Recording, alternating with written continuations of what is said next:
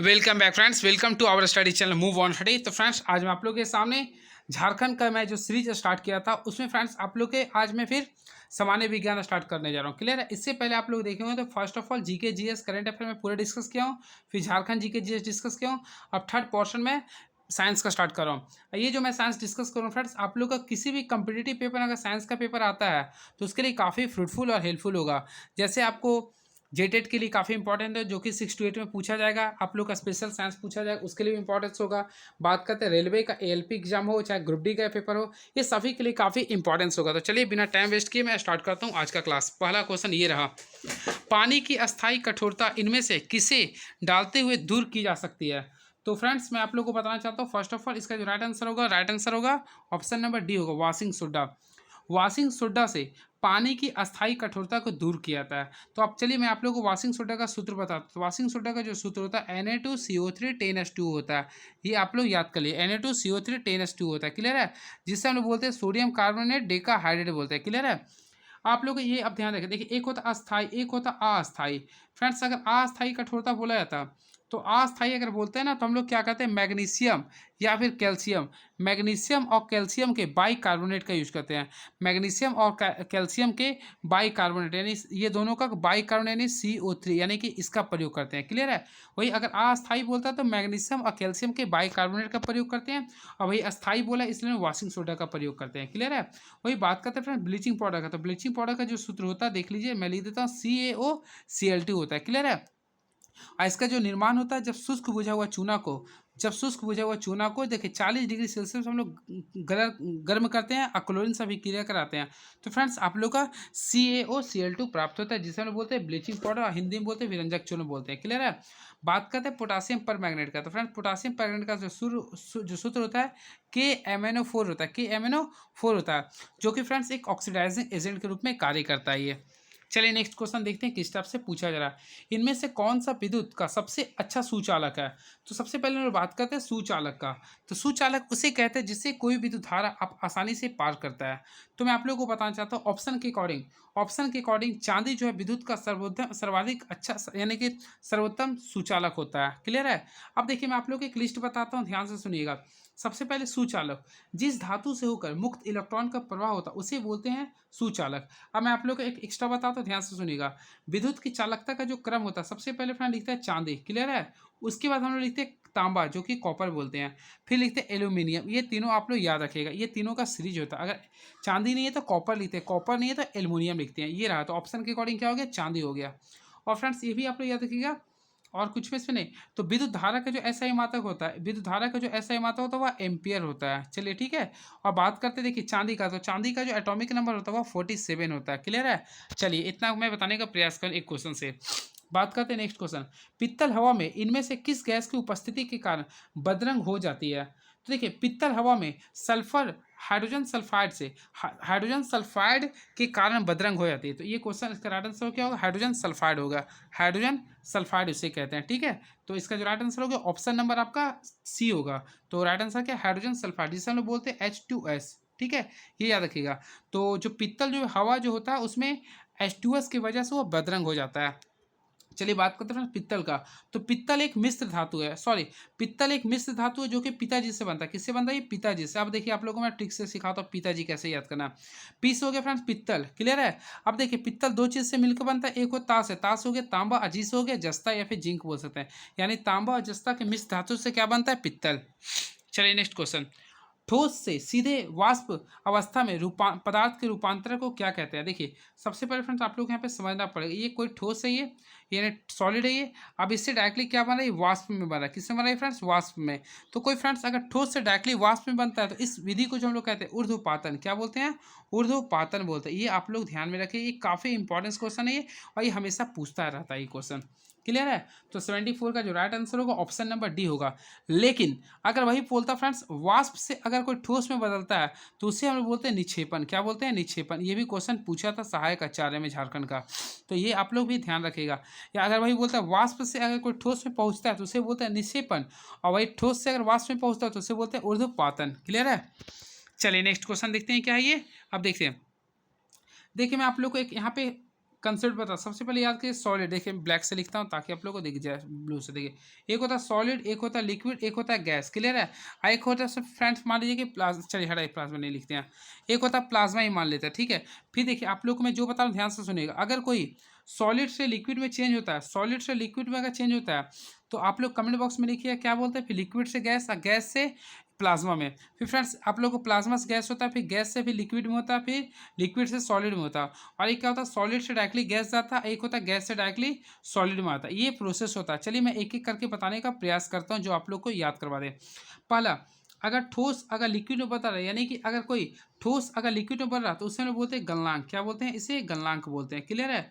और ही देखिए अगर कोई लिक्विड गैस में बदल रहा, लिक्विड अगर कोई गैस में बदल रहा तो उसे हम लोग बोलते हैं वाष्पीकरण। क्या बोलते हैं? वाष्पीकरण, जिसे बोलते हैं वाष्पीकरण। ठीक है। वही फ्रेंड्स अगर कोई गैस अगर प्लाज्मा में बन रहा तो उसे बोलते हैं आयनीकरण। क्या बोलते हैं? आयनीकरण। क्लियर है। और वही फ्रेंड्स आप लोग प्लाज्मा अगर गैस में बन रहा तो उसे बोलते हैं गैर आयनीकरण। और वही गैस अगर लिक्विड में बन रहा तो उसे हम लोग बोलते हैं संघनन, जिसकी वजह से वर्षा होती है, संघनन। और वही लिक्विड अगर सॉलिड में बन रहा तो उसे बोलते हैं, आप लोग कमेंट बॉक्स में लिखिएगा, अगर कोई लिक्विड सॉलिड में बन रहा तो इसे हम लोग क्या बोलते हैं? जमना। क्या बोलते हैं? जमना बोलते हैं। ये आप लोग को याद करना पड़ेगा। और डायरेक्टली सॉलिड अगर गैस में बनता है तो उसे बोलते हैं ऊर्ध्वपातन, और गैस अगर डायरेक्टली सॉलिड में बनता है तो उसे बोलते हैं निक्षेपण।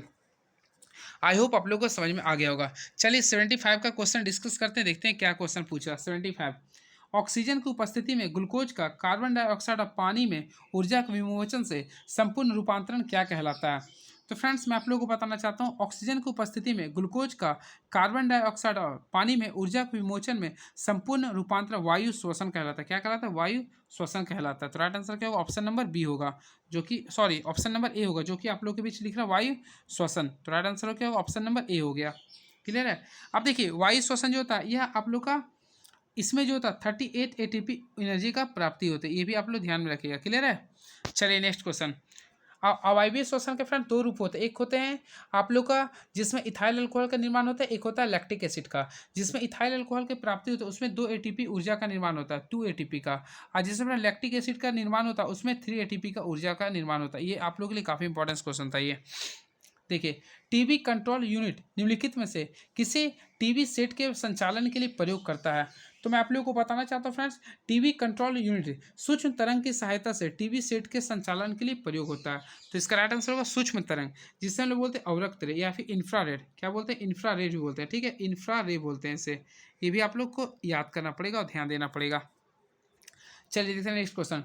द्रवित पेट्रोलियम गैस में मुख्यतः कौन सी गैस पाई जाती है? तो फ्रेंड्स आप लोग को मेरे अगर पिछले वीडियो देखेंगे तो आप लोग को याद हो, एक होता है सीएनजी और एक होता है एलपीजी। इसमें आप लोगों को ट्रिक बताया था। देखिए सीएनजी क्या होता है? Compress natural gas. एलपीजी क्या होता है? Liquefied petroleum gas. तो घर में आप लोग जो ईंधन जो यूज करते हैं, यानी कि जो भारी चीज़ बनाने के लिए जिस चीज़ का यूज करते हैं तो उसे बोलते हैं लिक्विफाइड पेट्रोलियम गैस। और जो कम ऊर्जा के लिए जिसमें प्रयोग होता है, या कम ऊर्जा या कम उष्मा का जिसमें प्रयोग करते हैं उसे बोलते हैं सीएनजी। तो फ्रेंड्स सीएनजी में केवल हम लोग मीथेन का प्रयोग करते हैं। किसका प्रयोग करते हैं? मीथेन का प्रयोग करते हैं। लेकिन वही बात करते हैं एलपीजी में। तो फ्रेंड्स एलपीजी में जिसका प्रयोग हम लोग करते हैं उसे हम लोग मेनली फ्रेंड्स सबसे पहले बोलते हैं ब्यूटेन। क्या बोलते हैं? ब्यूटेन से स्टार्ट करते हैं। तो ब्यूटेन और उसके साथ प्रोपेन बोलते हैं, ब्यूटेन और प्रोपेन। तो ब्यूटेन का आप लोग ऑलरेडी जानते हैं, मीथ ब्यूटेन और प्रोपेन। तो यहाँ पे प्रोपेन का सूत्र लिख दिया और C3H8। और एक होता है ब्यूटेन, मीथ इथ प्रो ब्यूट, तो C4H10। तो ब्यूटेन और प्रोपेन अगर ऑप्शन में तो उसे हम लोग लगाएंगे। तो देखा है तो ऑप्शन फर्स्ट भी नहीं होगा, सेकेंड भी नहीं होगा, थर्ड भी नहीं होगा। तो राइट आंसर क्या होगा? डी होगा। फिर से मैं बता, एलपीजी में जो गैस का प्रयोग करते हैं सबसे पहले याद कर ले, एक होता है प्रोपेन। इसमें किसका यूज करते हैं फ्रेंड्स? प्रोपेन। मैं लिख देता हूँ, देखिए एक होता है प्रोपेन का यूज करते, प्रोपेन लिख दिया।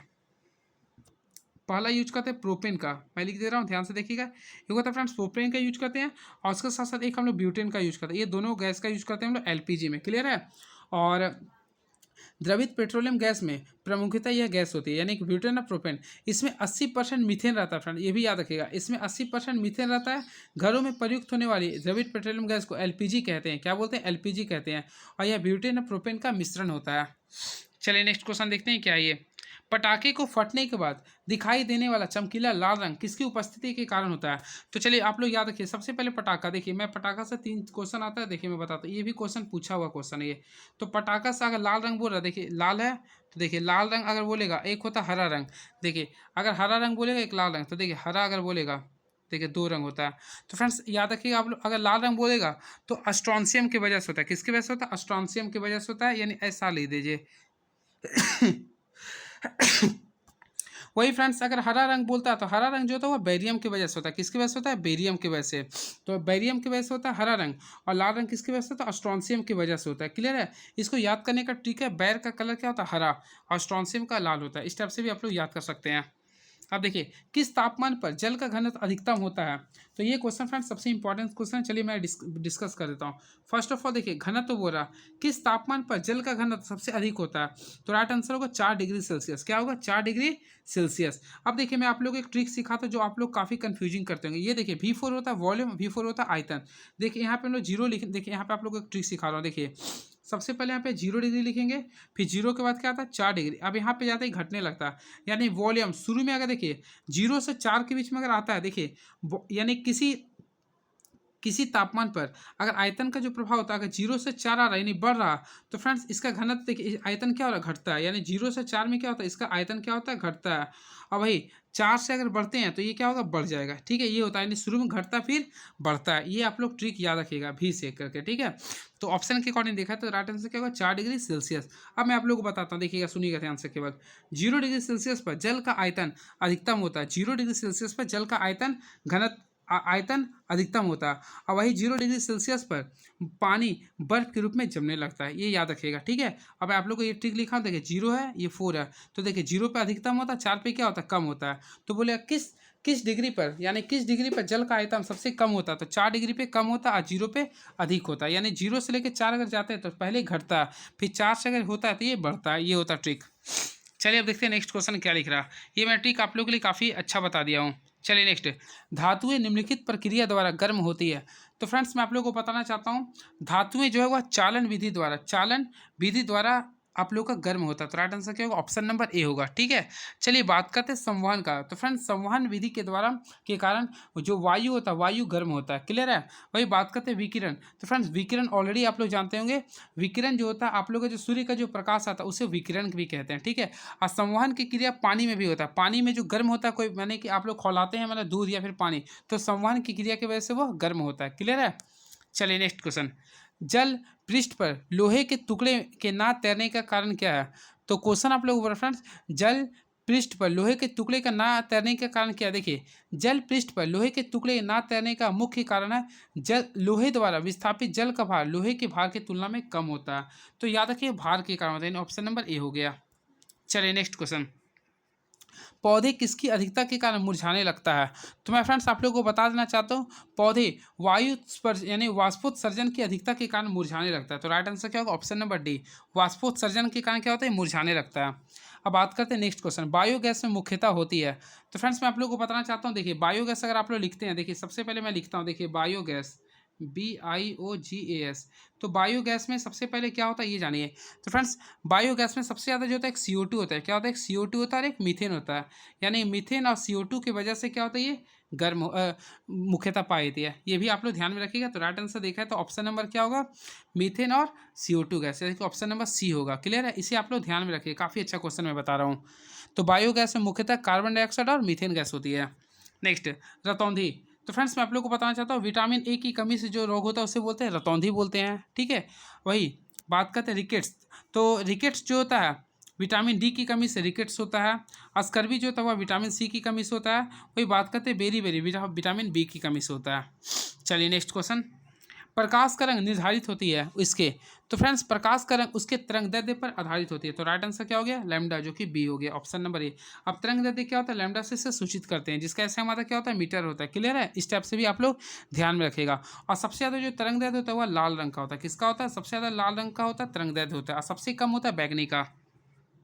नेक्स्ट, एंटीबायोटिक औषधि पेनिसिलिन की खोज किसने की थी? तो मैं आप लोगों को बता देना चाहता हूँ फ्रेंड्स, एंटीबायोटिक औषधि पेनिसिलिन की जो खोज किया था अलेक्जेंडर फ्लेमिंग ने किया था। अलेक्जेंडर फ्लेमिंग ने किया था। राइट आंसर क्या होगा? अलेक्जेंडर फ्लेमिंग ने किया था। ठीक है, और फ्लेमिंग ने इस औषधि का निर्माण पेनिसिलिन नोटेनम नामक कवक से किया था। ठीक है, याद रखिएगा। बात करते हैं एडवर्ड जेनर। तो फ्रेंड्स आप लोग कमेंट बॉक्स में लिख सकते हैं एडवर्ड जेनर ने किसका खोज किया था। तो मैं बता देता हूँ, चेचक का जो खोज किया था वह एडवर्ड जेनर ने किया था। क्लियर है?